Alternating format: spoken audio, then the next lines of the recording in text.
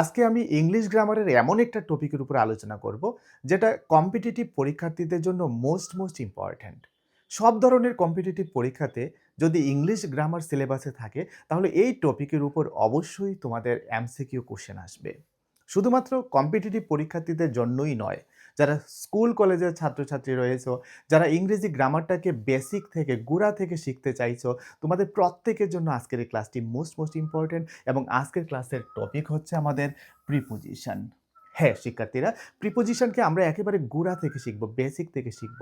এবং কথা দিচ্ছি আজকের ক্লাসের উপর প্রিপোজিশনের উপর তোমাদের আর কোনো ডাউট থাকবে না। তো তোমরা যারা আমার ক্লাসে আজকে নতুন, অবশ্যই চ্যানেলটিকে সাবস্ক্রাইব করে দেবে। আর যারা ফেসবুকে দেখছো, অবশ্যই ফলো করে দেবে। এর ফলে যখনই আমি নতুন ক্লাস নিয়ে আসব, সবার আগে তোমার কাছে পৌঁছে যাবে। আমি আলোচনা করব প্রিপোজিশন কি, কোন ওয়ার্ডগুলো প্রিপোজিশন, এবং প্রিপোজিশনগুলোকে আমরা কোন জায়গাতে ব্যবহার করি। প্রত্যেকটা প্রিপোজিশনের ব্যবহার আমি তোমাদেরকে খুব সুন্দরভাবে বুঝিয়ে দেব। এবং আবারও কথা দিচ্ছি, আজকের এই ক্লাসের পরে প্রিপোজিশনের উপর তোমাদের কোনো ডাউট থাকবে না। তোমরা কম্পিটিটিভ পরীক্ষাতে প্রিপোজিশনের উপর অবশ্যই ফুল মার্ক পাবে। যারা স্কুল কলেজে পড়ো, প্রিপোজিশনের সঠিক ব্যবহার তোমরা শিখবে এবং ইংলিশ গ্রামারটাকে তোমরা অনেকটা দূর পর্যন্ত এগিয়ে নিয়ে যেতে পারবে। ফার্স্ট অফ অল আমরা দেখে নেব যে প্রিপোজিশন বলতে আমরা কি বুঝি, হোয়াট ইজ প্রিপোজিশন। তোমরা প্রত্যেকে জানো নাউন এবং প্রনাউন বলতে আমরা কি বুঝি। Noun is a naming word. যখন কোনো কিছু নাম বোঝায় সেটাই হচ্ছে নাউন। আর সেই নামের পরিবর্তে আমরা যে ওয়ার্ড ব্যবহার করি সেটা হচ্ছে প্রনাউন। যেমন আমি বললাম, Ram is a good boy, he reads in class 6। এখানে যে হি ব্যবহার করেছি, কার পরিবর্তে ব্যবহার করেছি? রামের পরিবর্তে ব্যবহার করেছি। তাহলে রাম এবং হি, এই দুইটাই হচ্ছে নাউন অ্যান্ড প্রনাউন। তো আমরা প্রিপোজিশন ব্যবহার করব এই নাউন বা প্রনাউনের আগে। এখানে দেওয়া রয়েছে, দেখো, যে প্রিপোজিশন হলো এমন একটি ওয়ার্ড যেটা নাউন বা প্রনাউনের সাথে অন্য নাউন, প্রনাউন বা অবজেক্টের সম্পর্ক দেখায়। একটা বাক্যে যদি একাধিক নাউন থাকে, তখন পূর্ববর্তী নাউন এবং পরবর্তী নাউনের সাথে একটা সম্পর্ক তৈরি করার জন্য, একটা রিলেশন তৈরি করার জন্য আমরা প্রিপোজিশন ব্যবহার করে থাকি। যদি আমরা প্রিপোজিশনটাকে ব্যবহার না করি, তাহলে পূর্ববর্তী নাউনের সাথে পরবর্তী নাউনের কোনো সম্পর্ক থাকে না সেন্টেন্সের মধ্যে। যেমন আমি যদি তোমাকে একটা এক্সাম্পল দেই, যেমন এখানে দেখো, দ্য বুক, এটা হচ্ছে একটা নাউন। এক্ষেত্রে বই হচ্ছে নাউন, আর এই ক্ষেত্রে দেখো টেবিল হচ্ছে নাউন। আমি যদি এখানে অন কথাটাকে যদি বাদ দিয়ে দেই, তাহলে দেখো দ্য বুক ইজ, যার অর্থ হচ্ছে বইটি হয়। দ্য টেবিল, টেবিলটি। দেখো বইটি হয় আর টেবিলটি, এই দুইটার মধ্যে কোনো সম্পর্ক পাই না, এবং বাক্যের সঠিক অর্থটাও কিন্তু আমরা খুঁজে পাই না। যেই মাত্র তুমি এই অন প্রিপোজিশনটা এখানে বসিয়ে দেবে, আর এই অন প্রিপোজিশনের বাংলা অর্থটা তুমি জানবে, তখন দেখবে খুব সুন্দর একটা অর্থ তৈরি হয়ে যাবে। অন মানে হচ্ছে উপরে। তাহলে দ্য বুক মানে বইটি, ইজ মানে হয়, বইটি হয়, উপরে দ্য টেবিল, টেবিলের উপরে, তার মানে কি টেবিলের উপরে বইটি। কত সুন্দর একটা অর্থ তৈরি হয়েছে। তাহলে আমরা বুঝতে পারলাম যে প্রিপোজিশন কিভাবে সম্পর্ক তৈরি করে পূর্ববর্তী নাউন এবং পরবর্তী নাউনের মধ্যে। তো এটাই হচ্ছে প্রিপোজিশন। তো কোন ওয়ার্ডগুলো প্রিপোজিশন? যেমন এখানে দেখো অনেকগুলো ওয়ার্ড আমি এখানে লিখেছি, যেমন in, on, at, by, with, for, to, from, of, of, over, under, above, below, near, between, among, into, onto, before, after, since, during, through, against, beside, behind, across, toward, within, এরা সবাই preposition. তো এই প্রিপোজিশনগুলো কোথায় আমরা ব্যবহার করব, তার সঠিক নিয়মগুলো আমরা আজকের এই ক্লাসে শিখব। তোমরা ধৈর্য ধরে ক্লাসটি দেখবে, আর অবশ্যই প্রিপোজিশনে তোমরা মাস্টার হয়ে যাবে। তো ক্লাসটি শুরু করার আগে তোমাদের জন্য একটা ইনফরমেশন। সম্প্রতি ত্রিপুরা ফরেস্টার এবং ফরেস্ট গার্ডের জন্য অনলাইনে অ্যাপ্লিকেশন চলছে। খুব শীঘ্রই ত্রিপুরাতে ফরেস্টার এবং ফরেস্ট গার্ডের নিয়োগ পরীক্ষা অনুষ্ঠিত হবে। তোমরা যারা ত্রিপুরা ফরেস্টার এবং ফরেস্ট গার্ডের জন্য প্রস্তুতি নিচ্ছ, যদি ঘরে বসে প্রস্তুতি নিতে চাও, তাহলে গুগল প্লে স্টোর থেকে school of merit mobile app install করে তোমরা অনলাইনে প্রিপারেশন নিতে পারো। আমাদের এই স্কুল অফ মেরিট মোবাইল অ্যাপের মধ্যে ফরেস্টার এবং ফরেস্ট গার্ডের সিলেবাস অনুসারে English, mathematics, science, GK, Bengali প্রত্যেকটা সাবজেক্টের উপরে উন্নত মানের স্টাডি ম্যাটেরিয়াল রয়েছে।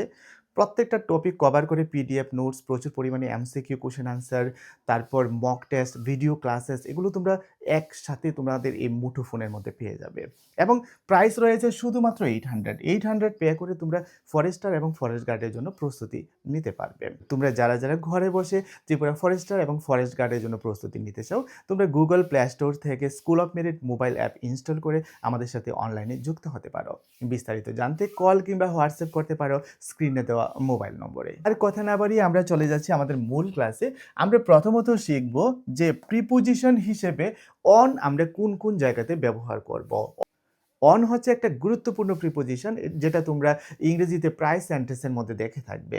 তো সেই অন আমরা কোন কোন জায়গাতে ব্যবহার করি সেটাই আমরা শিখব। যেমন এখানে বলা হয়েছে দেখো যে কোনো কিছুর উপরে থাকা বোঝাতে আমরা অন ব্যবহার করে থাকি। অন মানে হচ্ছে উপরে। যেমন এক্সাম্পল হিসেবে the book is on the table. আমরা যে এখানে দেখতে পাচ্ছি যে বইটা টেবিলের উপরে রয়েছে, অর্থাৎ এখানে উপরে থাকা বোঝাতে আমরা অন ব্যবহার করেছি। এবং তোমাদের মনে রাখার সুবিধার্থে এবং বোঝার সুবিধার্থে আমি বলে রাখি যে বইটা যখন টেবিলের উপরে রয়েছে, টেবিলটাকে কিন্তু টাচ করে, এটাকে ছুঁয়ে রয়েছে। যখন কোনো কিছুকে ছুঁয়ে টাচ করে তার উপরে কোনো কিছু অবস্থান করে, সেক্ষেত্রে আমাদেরকে অন প্রিপোজিশন ব্যবহার করতে হয়। তারপর দেখো the cat is sitting on the chair. যেমন এখানে বিড়ালটাকে দেখো যে বিড়ালটা কোথায় বসে রয়েছে, চেয়ারটার উপরে বসে রয়েছে। এই ক্ষেত্রেও কিন্তু বিড়ালটার চেয়ারটাকে টাচ করে তার উপরেই বসে রয়েছে। তারপরে দেখো the light is on the wall. আমরা আমাদের ওয়ালের মধ্যে লাইট লাগাই, ইলেকট্রিক লাইট। যখন আমরা দেখি যে লাইটটা ওয়ালে জ্বলছে, আমরা বলতে পারি the light is on the ওয়াল।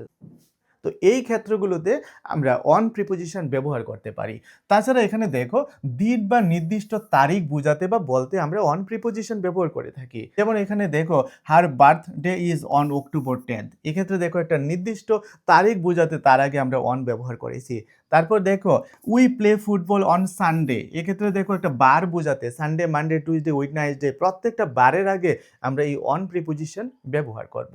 তারপর দেখো I am working on my computer. আমি আমার কম্পিউটারে কাজ করছি। অর্থাৎ কোনো কিছুর উপরে কাজ করা বোঝাতে সেক্ষেত্রেও আমরা অন প্রিপোজিশন ব্যবহার করব। দে আর চ্যাটিং অন মেসেঞ্জার। তারা মেসেঞ্জারে কি করছে, চ্যাট করছে। তো এইভাবে আমরা অন প্রিপোজিশনটা ব্যবহার করব। তো এখানে দেখো দেওয়া রয়েছে যে সুনির্দিষ্ট অবস্থান বোঝাতেও কিন্তু আমরা অন প্রিপোজিশন ব্যবহার করে থাকি। যেমন the picture is on the wall. যে ওয়ালের উপরে, দেওয়ালের উপরে কি রয়েছে, ছবিটা রয়েছে, এটা একটা সুনির্দিষ্ট অবস্থান বোঝাচ্ছে। তো সেই ক্ষেত্রে আমরা অন ব্যবহার করতে পারি। তো এগুলো হচ্ছে অন প্রিপোজিশনের বেসিক ব্যবহার। তোমরা আমি যে পয়েন্টগুলো বলেছি প্রত্যেকটা পয়েন্ট মনে রাখার চেষ্টা করবে এবং মনে রেখে তোমরা অন প্রিপোজিশনটাকে ব্যবহার করবে। এবার আমরা দেখব যে পরীক্ষাতে যদি এই অন প্রিপোজিশনের ব্যবহারের উপরে কোনো এমসিকিউ আসে, তাহলে আমরা কিভাবে আনসার করব বা আমরা আনসার করতে পারবো কিনা। যেমন তোমার পরীক্ষাতে আসবে the book is dash the table. তোমরা সবাই একটু চিন্তা করো, একটু আগে আমি আলোচনা করেছি the book is dash the table, অর্থাৎ টেবিলের উপরে বইটা রয়েছে। কোনো কিছুর উপরে যখন কোনো কিছু অবস্থান করে এবং ছুঁয়ে অবস্থান করে, সেই ক্ষেত্রে কিন্তু আমরা কি ব্যবহার করি, আমরা অন প্রিপোজিশন ব্যবহার করি। তাহলে এক্ষেত্রে the book is dash the table, এই ড্যাশের মধ্যে শূন্যস্থানের মধ্যে আমাদেরকে কি করতে হবে, অন প্রিপোজিশন ব্যবহার করতে হবে। নেক্সট দেখো he is talking dash the phone. একটু আগে বলেছি যে কোনো কিছুর উপরে কাজ করা বোঝাতে, যেমন আমরা ফোনে কথা বলি, ফোনের মধ্যে আমরা মেসেঞ্জারে চ্যাটিং করি, হোয়াটসঅ্যাপে চ্যাটিং করি, সেই ক্ষেত্রে আমাদেরকে অন প্রিপোজিশন ব্যবহার করতে হবে। তো এই ক্ষেত্রেও আমাদের কারেক্ট আনসারটা কি হবে, অন হবে। তো এইভাবে আমরা অন প্রিপোজিশনটাকে আমরা কি করব, আমরা ব্যবহার করব। নেক্সট দেখো, নেক্সট হচ্ছে ওভার। কোন কোন জায়গাতে আমরা ওভার প্রিপোজিশনটা ব্যবহার করব। ওভারের অর্থ কি, অনের অর্থ উপর আর ওভারের অর্থ হচ্ছে উপর দিয়ে, মনে রাখবে। অনের অর্থ উপর আর ওভারের অর্থ কি, ওভারের অর্থ হচ্ছে উপর দিয়ে। যেমন এই ক্ষেত্রে দেখো স্পষ্টভাবে বলা রয়েছে যে উপর বা উপর দিয়ে বোঝাতে আমরা ওভার প্রিপোজিশন ব্যবহার করব। অর্থাৎ কোনো কিছুর উপর বা কোনো কিছুর উপর দিয়ে। একটু আগে ওয়ানের কথা বলেছিলাম কোনো কিছুর উপর, কিন্তু ওয়ান হচ্ছে কোনো কিছুর উপর টাচ করে থাকা, ছুঁয়ে থাকা। কিন্তু ওভার যখন হবে তখন কোনো কিছুর উপরে টাচ করে থাকবে না, তার উপরে থাকবে, তার উপরে ভাসমান থাকবে বা উপর দিয়ে থাকবে, তখনই সেটা হবে কি, ওভার হবে। যেমন এখানে দেখো we walked over the bridge. আমরা সেতুর উপর দিয়ে হাঁটলাম। এখন তোমাদের মনে প্রশ্ন জাগবে, সেতুর উপর দিয়ে যদি আমরা হাঁটি তাহলে তো সেতুটাকে টাচ করে থাকা বোঝায়। হ্যাঁ, টাচ করে যদি নির্দিষ্ট জায়গাতে অবস্থান করে সেক্ষেত্রে অন হবে। আর টাচ করে তার উপর দিয়ে যদি এটা রানিং থাকে, মুভমেন্ট থাকে, সেই ক্ষেত্রে তোমাকে ওভার ব্যবহার করতে হবে। কারণ সেতুর উপর দিয়ে আমরা কি করছি, আমরা হাঁটলাম এবং হেঁটে যাচ্ছি। তারপর দেখো a plane flew over the city, অর্থাৎ শহরের উপর দিয়ে উড়োজাহাজটা কি করলো, উড়ে গেল। তো এটা টাচ না করে কিন্তু শহরের উপর দিয়ে এটা উড়ে গেছে। তো সেক্ষেত্রে আমাদেরকে কি ব্যবহার করতে হবে, ওভার ব্যবহার করতে হবে।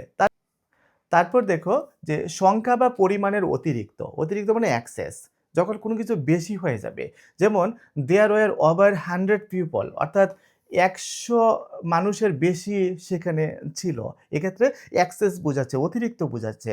তারপর দেখো হি গট ওভার 90% মার্কস, অর্থাৎ 90% নম্বরের উপরে পেয়েছে, এক্ষেত্রেও অতিরিক্ত বুঝিয়েছে। যখন এক্সেস বুঝাবে, অতিরিক্ত বুঝাবে, সেই ক্ষেত্রে আমরা কি ব্যবহার করব, আমরা ওভার ব্যবহার করব। যেমন কোনো কিছুর সমাপ্তি বা সময়কাল বোঝাতে আমরা ওভার ব্যবহার করে থাকি। কোনো কিছুর সমাপ্তি বা সময়কাল, দেখো এখানে দ্য ক্লাস ইজ ওভার, অর্থাৎ ক্লাসটা শেষ হয়ে গেছে, এটা কি বুঝিয়েছে, এটা সমাপ্তি বুঝিয়েছে। নেক্সট দেখো দে স্টেইড ওভার দ্য উইকেন্ড, তারা পুরো সপ্তাহ ধরে এখানে থেকেছিল, এক্ষেত্রে কি বুঝিয়েছে, এটা সময়ের ব্যক্তি কিন্তু বুঝিয়েছে বা একটা সময়কাল বুঝিয়েছে। তারপর দেখো কোনো কিছু বা কারোর নিয়ন্ত্রণ বোঝাতে, অর্থাৎ কারোর আন্ডারে বোঝাতে, কারোর নিয়ন্ত্রণে বোঝাতে, কন্ট্রোলে বোঝাতে, সেক্ষেত্রে আমরা ওভার ব্যবহার করব। যেমন দেখো he has power over his team, তার দলের উপরে তার কি রয়েছে, একটা ক্ষমতা রয়েছে। যেমন parents have responsibility over their children, অর্থাৎ সন্তানদের উপরে পিতামাতার কি রয়েছে, রেসপন্সিবিলিটি রয়েছে, দায়িত্ব রয়েছে। তো এক্ষেত্রেও দেখো কারোর উপরে একটা নিয়ন্ত্রণ বুঝিয়েছে, এবং সেই ক্ষেত্রে আমরা কি ব্যবহার করেছি, আমরা ওভার ব্যবহার করেছি। আশা করি এক্ষেত্রে কোন কোন ক্ষেত্রে আমরা ওভার ব্যবহার করব তোমরা বুঝতে পেরেছো। এবার আমরা শিখবো ইন এর ব্যবহার। তো ইন একটা গুরুত্বপূর্ণ প্রিপোজিশন, যেটা তোমরা ইংরেজি প্রায় সেন্টেন্সের মধ্যে দেখবে। তো ইন আমরা কোন কোন জায়গাতে ব্যবহার করব, যেমন এখানে বলা হয়েছে দেখো কোনো বড় বা আবদ্ধ স্থানের ভেতরে বোঝাতে, কোনো বড় স্থান যদি বোঝায়, কোনো আবদ্ধ স্থান যদি বোঝায়, সেক্ষেত্রে আমরা ইন ব্যবহার করব। যেমন এখানে দেখো the bird is in the cage, যে পাখিটা খাঁচার ভিতরে রয়েছে, অর্থাৎ একটা আবদ্ধ স্থানে পাখিটা রয়েছে, সেক্ষেত্রে আমরা ইন ব্যবহার করব। যেমন আমরা ঘরের ভিতরে আছি, we are in the room, আমরা মাঠের মধ্যে আছি, we are in the playground. তো দে আর ইন দ্য কার, তারা আছে গাড়ির মধ্যে। তো এই ক্ষেত্রেও একটা আবদ্ধ স্থান কিন্তু বুঝিয়েছে এই গাড়িটা, যার কারণে এই ক্ষেত্রে আমরা ইন ব্যবহার করেছি।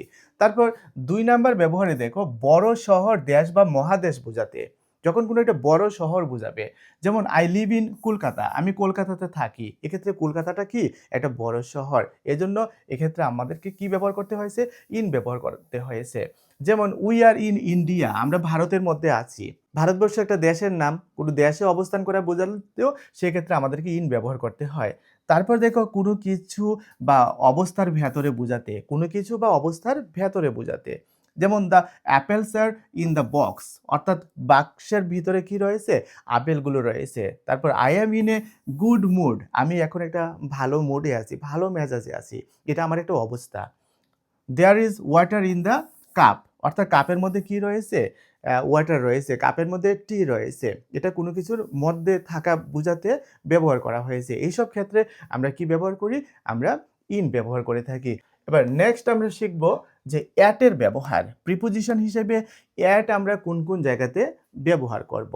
যেমন এখানে বলা হয়েছে একটা সুনির্দিষ্ট স্থান বোঝাতে, একটা নির্দিষ্ট স্থান যখন বোঝাবে, নির্দিষ্ট স্পেসিফিক একটা প্লেস যখন বোঝাবে, সেক্ষেত্রে আমরা অ্যাট ব্যবহার করব। যেমন the student is at school, শিক্ষার্থী স্কুলে আছে, তো স্কুলটা একটা স্পেসিফিক স্থান, একটা নির্দিষ্ট জায়গা। যেমন I mat him at the book store, book store অর্থাৎ বইয়ের দোকান, এটাও একটা স্পেসিফিক প্লেস বুঝিয়েছে, একটা নির্দিষ্ট স্থান বুঝিয়েছে। তারপর দেখো wait for me at table 5, অর্থাৎ 5 নাম্বার টেবিলে আমার জন্য অপেক্ষা করো, এক্ষেত্রেও একটা নির্দিষ্ট জায়গা বুঝিয়েছে। সুনির্দিষ্ট ঠিকানা বোঝাতে, অ্যাড্রেস বোঝাতেও আমরা অ্যাট ব্যবহার করব। যেমন she lives at 12 Brajpur road, অর্থাৎ এক্ষেত্রেও কিন্তু এই ব্রজপুর রুটের একটা নির্দিষ্ট জায়গা বুঝিয়েছে, সেই জন্য আমরা অ্যাট ব্যবহার করেছি। তারপর we works at Tripura tech, আমরা ত্রিপুরা টেকে কাজ করি, এক্ষেত্রেও ত্রিপুরা টেকটা একটা সুনির্দিষ্ট স্থান বা জায়গা, সেই জন্য আমরা অ্যাট ব্যবহার করেছি। তারপর দেখো নির্দিষ্ট সময় বোঝাতে আমরা অ্যাট ব্যবহার করব। যেমন the class starts at 3 o'clock, এক্ষেত্রে যে অ্যাট ব্যবহার করা হয়েছে 3 o'clock, এই 3 অ্যাপোস্ট্রফ ক্লক, ও ক্লক, এই ও ক্লক মানে কি, ও ক্লক মানে হচ্ছে অফ ক্লক, এটা সংক্ষিপ্ত রূপে আমরা ও ক্লক লিখে থাকি। তো এক্ষেত্রে সময়ের আগে আমরা অ্যাট ব্যবহার করেছি। তারপর দেখো উই অ্যারাইভড অ্যাট সানসেট, এক্ষেত্রে সানসেটটাও কি একটা সুনির্দিষ্ট সময় বুঝিয়েছে। অ্যাট মর্নিং একটা সুনির্দিষ্ট সময়, অ্যাট ডন একটা সুনির্দিষ্ট সময়। তো I study best at night, এই নাইটটাও কিন্তু একটা নির্দিষ্ট সময় বুঝিয়েছে।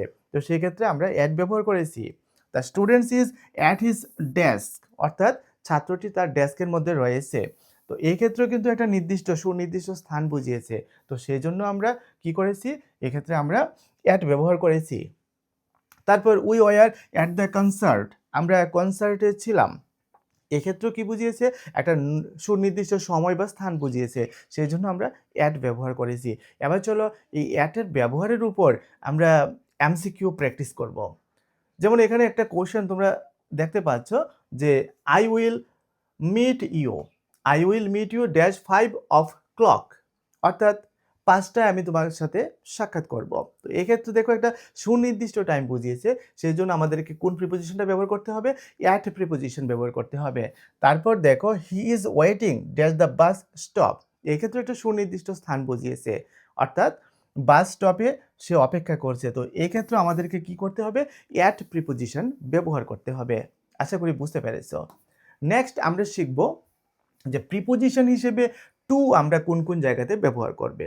টু একটা কমন প্রিপোজিশন, যেটা আমরা ইংরেজি বাক্যের মধ্যে প্রায় সেন্টেন্সে আমরা লক্ষ্য করি। তো প্রথমত বলা হয়েছে গতি বা গন্তব্য বোঝাতে, গতি বা গন্তব্য বোঝাতে, অর্থাৎ এটা কি থাকবে, এটা একটা ডাইরেকশন থাকবে, একটা মুভমেন্ট থাকবে এবং এটা গন্তব্য থাকবে। সেই ক্ষেত্রে আমরা ব্যবহার করে থাকি। যেমন the students walked to school, অর্থাৎ শিক্ষার্থী স্কুলে হেঁটে গেল, এক্ষেত্রে স্কুলের দিকে বোঝাচ্ছে, একটা গন্তব্য বোঝাচ্ছে। I am going to London, আমি লন্ডনে যাচ্ছি, এক্ষেত্রেও আমার এটা গতি বুঝিয়েছে, আমার এটা গন্তব্য বুঝিয়েছে। তারপর দেখো উদ্দেশ্য বা কারণ বোঝাতে আমরা টু ব্যবহার করে থাকি। যেমন হি কেম টু মিট মি, সে আমার সাথে সাক্ষাৎ করার জন্য এসেছিল, এটা একটা উদ্দেশ্য। যেমন I want to learn new skills, এক্ষেত্রেও নতুন দক্ষতা শেখার একটা উদ্দেশ্য, সেজন্য আমরা টু ব্যবহার করেছি। তারপর দেখো সময়সীমা বোঝাতে আমরা টু ব্যবহার করে থাকি। যেমন the shop is open from 9 AM to 5 PM, অর্থাৎ এই 9টা থেকে 5টা পর্যন্ত, এটা একটা সময়সীমা বুঝিয়েছে। যেমন এ টু জেড, এ থেকে জেড পর্যন্ত, এক্ষেত্রে একটা সীমা বুঝিয়েছে। তারপর দেখো the trip lasted from July to August, এক্ষেত্রে জুলাই থেকে আগস্ট পর্যন্ত, এটা একটা সময়সীমা বুঝিয়েছে। তারপর তুলনা বা পছন্দ বোঝাতে আমরা টু ব্যবহার করে থাকি। যেমন I prefer T to coffee, কফির চেয়ে আমি চা পছন্দ করি, এক্ষেত্রে তুলনা করা হয়েছে। যেমন this model is superior to the old one, আগের মডেলটা থেকে এটা অনেকটা সুপিরিয়র, এক্ষেত্রে আগেরটার সাথে তুলনা করা হয়েছে। তো এইসব ক্ষেত্রে আমরা টু ব্যবহার করে থাকি। নেক্সট আমরা শিখব যে ইনটু এর ব্যবহার, কোন কোন জায়গাতে আমরা ইনটু ব্যবহার করব। এবং লক্ষ্য করো এই ইনটুর মধ্যে ইন একটা প্রিপোজিশন, টু একটা প্রিপোজিশন, এই দুইটা মিলিয়ে কিন্তু হয়েছে ইনটু। তো গতি বা চলাচলের দিক বোঝাতে আমরা টু যেরকমভাবে ব্যবহার করে থাকি, একই রকমভাবে আমরা গতি বা চলাচলের দিক বোঝাতে আমরা ইনটু ব্যবহার করব। এর মধ্যে একটা মজার ব্যাপার হচ্ছে, আমি তোমাদেরকে আইডেন্টিফাই করে দিচ্ছি যে টু হচ্ছে গতি, আবার ইনটুও গতি। মনে রাখবে ইনটুটা তখনই হবে গতি বজায় রেখে যখন কোনো কিছুর ভিতরে প্রবেশ করে যাবে। যেমন আমি এই কলমটা আমার পকেটের ভিতরে ঢুকিয়ে দিলাম, আমি রুমের বাইরে ছিলাম, রুমের বাইরে থেকে আমি রুমের ভিতরে ঢুকে গেলাম। তো সেই সব ক্ষেত্রে আমাদেরকে ইনটু ব্যবহার করতে হবে। তারপর হি ড্রোভ ইনটু দ্য সিটি, এক্ষেত্রে ড্রোভ মানে গাড়ি চালিয়ে, ড্রাইভ ড্রোভ। তো গাড়ি চালিয়ে সে শহরের ভিতরে ঢুকে গেল, বাইরে ছিল আবার শহরের ভিতরে ঢুকে গেছে, এক্ষেত্রে আমাদেরকে ইনটু ব্যবহার করতে হবে। তারপর দেখো সংঘর্ষ বা ধাক্কা লাগা বোঝাতে, সংঘর্ষ লাগা, ধাক্কা লাগা। যেমন the car crashed into the wall, ওয়ালের সাথে গাড়িটা কি করলো, ধাক্কা খেলো। এই যে ক্র্যাশ হয়ে গেছে, সেজন্য আমরা ইনটু ব্যবহার করব। তারপর হি র্যান ইনটু এ পুল, সে একটা স্তম্ভে ধাক্কা খেলো, অর্থাৎ এই স্তম্ভের সাথে সে গিয়ে ক্র্যাশ করলো। তো এইসব ক্ষেত্রে আমাদেরকে ইনটু ব্যবহার করতে হবে। তারপর দেখো রূপান্তর বা পরিবর্তন বোঝাতে কীরকমভাবে, যেমন translate the sentence into English, অর্থাৎ আমি একটা থেকে আরেকটাতে কি করব, রূপান্তর করব। যেমন he change the room into a study, অর্থাৎ রুমটাকে সে একটা স্টাডি রুমে কি করলো, রূপান্তর করলো। তারপর নির্দিষ্ট স্থানে প্রবেশ বোঝাতেও আমরা ইনটু ব্যবহার করে থাকি। যেমন we walk into the classroom, আমরা ক্লাসরুমে কি করলাম, আমরা প্রবেশ করলাম। তারপর স্টেপ ইনটু দ্য এলিভেটর অর্থাৎ লিফটে উঠুন। এই লিফটে উঠার ব্যাপার, লিফটে যখন আমরা উঠি আমরা কিন্তু বাইরে থেকে ভিতরে গিয়ে একটা আবদ্ধ স্থানে ঢুকে পড়ি। তো এইসব ক্ষেত্রগুলোতে আমরা ইনটু ব্যবহার করব। এবার চলো আমরা দেখে নিচ্ছি যে প্রিপোজিশন হিসেবে আমরা ফর কোন কোন জায়গাতে ব্যবহার করব। আমরা যদি ফর এর বাংলা অর্থ খুঁজি, ফর এর বাংলা কি? ফর এর বাংলা অর্থ হচ্ছে জন্য, অর্থাৎ আমরা কারোর জন্য, কোনো কিছুর জন্য, এইসব অর্থে আমরা ফর ব্যবহার করে থাকি। যেমন এখানে দেখো খুব সুন্দরভাবে দেওয়া রয়েছে যে অধিকার বা অধিকারী বোঝাতে আমরা ফর ব্যবহার করে থাকি। কীরকমভাবে? যেমন this gift is for her, এই উপহারটি তার জন্য। এটা যখন তার জন্য হয়ে যাবে, এটা তার একটা অধিকার হয়ে যাবে। যেমন the keys are for the car, অর্থাৎ গাড়িটার জন্য হচ্ছে এই চাবিটা। তারপর দেখো কারণ বা সম্পর্ক বোঝাতেও আমরা ফর ব্যবহার করে থাকি। কীরকমভাবে? যেমন she was absent for illness, অর্থাৎ সে অ্যাবসেন্ট ছিল, কারণটা কি? কারণটা হচ্ছে তার ইলনেস। তো এক্ষেত্রে কারণ বোঝাতে আমরা ফর ব্যবহার করেছি। তারপর দেখো he is waiting for his friend, এক্ষেত্রেও দেখো কারণটা কি? কারণটা হচ্ছে তার বন্ধুর জন্য অপেক্ষা করা। নেক্সট দেখো পরিমাণ বা অংশ বোঝাতেও আমরা ফর ব্যবহার করে থাকি। যেমন এ গ্লাস ফর ওয়াটার, এক্ষেত্রে আমরা পরিমাণ বুঝিয়েছি। তারপর দেখো he plays for the local team, এক্ষেত্রে জন্য বুঝিয়েছি, অর্থাৎ স্থানীয় দলের জন্য সে খেলে। তারপর দেখো সুনির্দিষ্ট বৈশিষ্ট্য বোঝাতে, যেমন কীরকম? যেমন a statue made for bronze, অর্থাৎ ব্রোঞ্জের জন্য তৈরি একটা মূর্তি। হ্যাঁ, স্ট্যাচুটা তৈরি করা হয়েছে ব্রোঞ্জ দিয়ে। তারপর এ পেইন্ট ফর আর্ট, শিল্পের জন্য একটা রং, এক্ষেত্রে রংটা শিল্পের জন্য, অর্থাৎ সুনির্দিষ্ট একটা বৈশিষ্ট্য, এই রং দিয়ে অন্য কিছু করা যায় না। তো সেই সব ক্ষেত্রে আমরা ফর প্রিপোজিশন ব্যবহার করে থাকি। এবার আমরা চলো নেক্সট দেখে নিচ্ছি। নেক্সট আমরা শিখব যে ফ্রমের ব্যবহার। তো প্রিপোজিশন হিসেবে আমরা ফ্রম কোন কোন জায়গাতে ব্যবহার করব। ফার্স্ট অফ অল আমরা জেনে নেব ফ্রমের অর্থ কী। ফ্রম মানে হইতে থেকে। যেমন এখানে বলা হয়েছে দেখো যে উৎস বা শুরুর স্থান বোঝাতে আমরা ফ্রম ব্যবহার করি। কোনো কিছুর শুরুর স্থান, কোনো কিছুর উৎপত্তি হওয়ার স্থান। যেমন the river flows from the mountains, অর্থাৎ পাহাড় থেকে এটা প্রবাহিত। তাহলে এই রিভারের উৎপত্তি হচ্ছে পাহাড়, সেক্ষেত্রে আমরা ফ্রম ব্যবহার করেছি। তারপর দেখো we walked from the park, আমরা পার্ক থেকে হেঁটে এসেছি, এক্ষেত্রেও একটা সুনির্দিষ্ট স্থান থেকে বোঝাচ্ছে। তারপর দেখো সময়সীমা বোঝাতে, যেমন the shop is open from 9 AM to 5 PM, এক্ষেত্রে দেখো সময়ের সীমা বুঝিয়েছে, হইতে থেকে বুঝিয়েছে। He is from a small village, এক্ষেত্রে গ্রাম থেকে সে এসেছে বা সে গ্রামের, তো এক্ষেত্রে কিন্তু একটা উৎস বুঝিয়েছে। তারপর দেখো উপাদানের উৎস বা কারণ বোঝাতে আমরা ফ্রম ব্যবহার করে থাকি। যেমন কি this statue is made from stone, অর্থাৎ স্টোন থেকে, পাথর থেকে এটা তৈরি করা হয়েছে। He is suffering from a cold, সে ঠান্ডায় ভুগছে। তো এক্ষেত্রেও কিন্তু কোনো একটা উপাদান বা কোনো একটা উৎস বুঝিয়েছে। এইসব ক্ষেত্রে আমরা ফ্রম প্রিপোজিশন ব্যবহার করব। তারপর দেখো প্রিপোজিশন হিসেবে আমরা সিন্স অ্যান্ড ফর এর ব্যবহার। সিন্স অ্যান্ড ফর এই দুইটা নিয়ে প্রায় আমাদের গন্ডগোল লেগে যায় পরীক্ষাতে, যে আমরা সিন্স ব্যবহার করব নাকি ফর ব্যবহার করব। যেমন সিন্স আমরা কোন কোন জায়গাতে ব্যবহার করব? সুনির্দিষ্ট সময় বা শুরু বোঝাতে, সিন্স মানে শুরু, মনে রাখবে। যেমন they have been waiting since 10 AM, তারা সকাল 10টা থেকে অপেক্ষা করছে। তাহলে এই যে শুরুর টাইমটা, এই শুরুর টাইম হইতে, মনে রাখবে সিন্স ফ্রম এই দুইটার অর্থই হচ্ছে হইতে বা থেকে, কিন্তু সিন্সটা হবে স্টার্টিং পয়েন্ট আর ফরটা হবে বিটুইন, অর্থাৎ মাঝামাঝি যে সময়টা, শুরু থেকে শেষ পর্যন্ত। তো এখানে দেখো আরেকটা বলেছে I have known him since childhood, আমি শৈশব থেকেই তাকে চিনি। এক্ষেত্রে তাকে চিনার সময়টা বুঝিয়েছে, চিনার সময়টা কি? শৈশব। তো এক্ষেত্রেও স্টার্টিং পয়েন্টটা বুঝিয়েছে, অর্থাৎ কখন থেকে, কবে থেকে আমি তাকে চিনি। তারপর দেখো the shop is open since 2010, 2010 সাল থেকে এই দোকানটা খোলা, অর্থাৎ স্টার্টিং পয়েন্টটা বুঝিয়েছে। তারপর দেখো ফর আমরা সময়কাল বা ব্যবধান বোঝাতে ব্যবহার করে থাকি। তো ওইগুলো হচ্ছে আমাদের সিন্সের ব্যবহার। আর এখন আমরা দেখব ফরের ব্যবহার, কোন কোন জায়গাতে আমরা ফর ব্যবহার করে থাকি। যেমন they have been waiting for 2 hours, 2 ঘন্টা ধরে, এক্ষেত্রে কিন্তু ব্যক্তি বুঝিয়েছে, স্টার্টিং টাইম থেকে শুরু করে এখন পর্যন্ত। তো সেই জন্য আমি ফর ব্যবহার করেছি।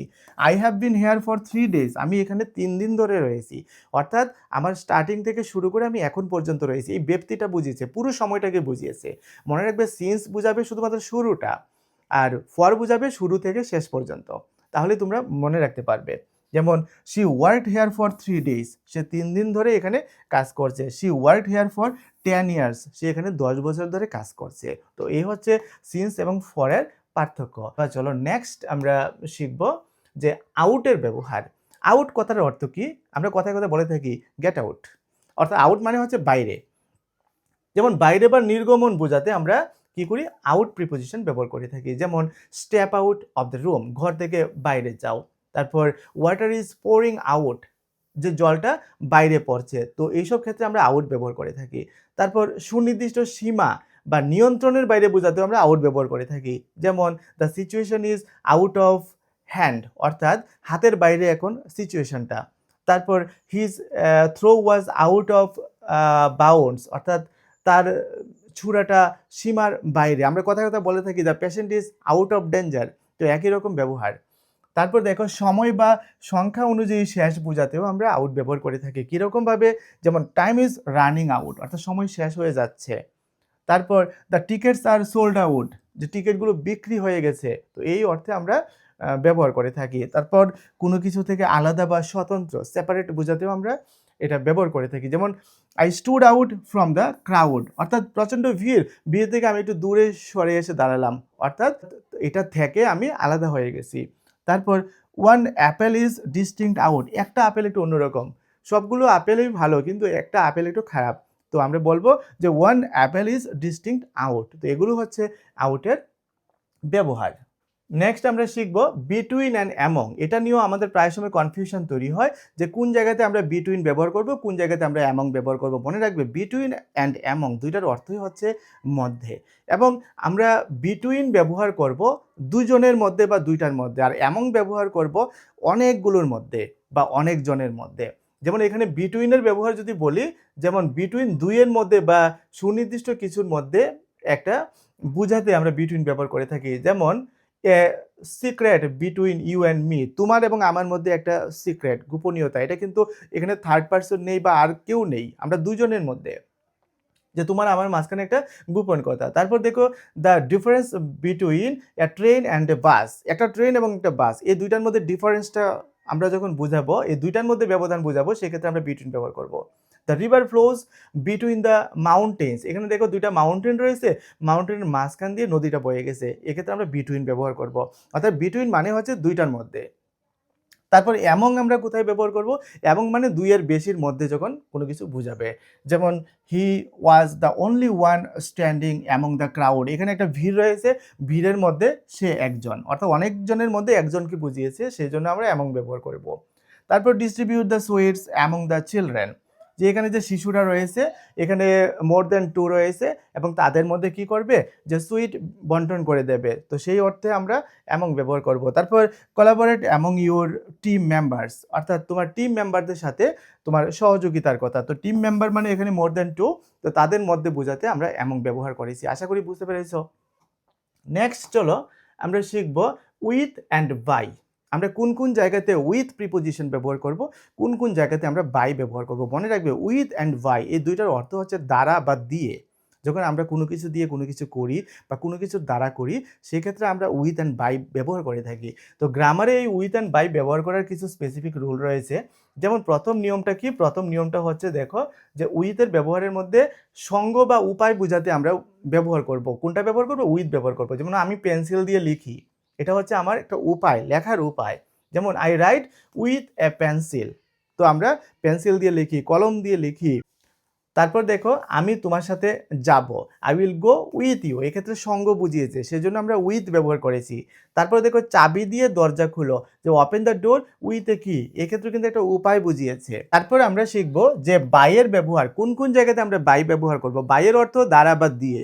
তো এক্ষেত্রে বলা হয়েছে কাজ বা সময়সীমা বোঝাতে, অথবা আমরা যখন সাইকেল চালাই, আমরা যখন গাড়ি দিয়ে যাই, এগুলোর মাধ্যমে কোনো কিছু করা যাওয়া, এই অর্থ আমরা বাই ব্যবহার করে থাকি। যেমন আমরা গাড়ি দিয়ে ঘুরছি, উই ট্রাভেল বাই কার, এক্ষেত্রে বাই ব্যবহার করতে হবে।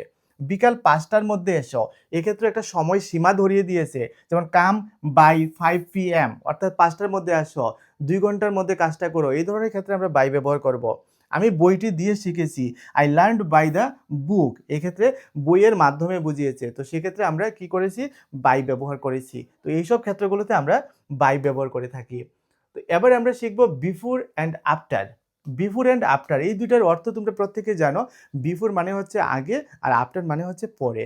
তো যেসব ক্ষেত্রে আমরা আগে হওয়া বোঝাবো সেসব ক্ষেত্রে আমরা বিফোর ব্যবহার করব।